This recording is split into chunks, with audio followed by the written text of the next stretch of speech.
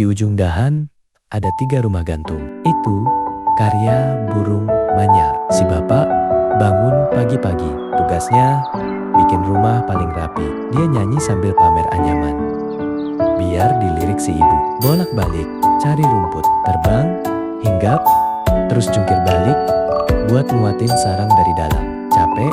Iya, tapi harus sempurna. Akhirnya, si ibu masuk. Artinya, sarangnya lolos. Hujan datang, tapi rumahnya tetap aman. Karena di alam, rumah terbaik dibuat dengan kerja keras dan cinta.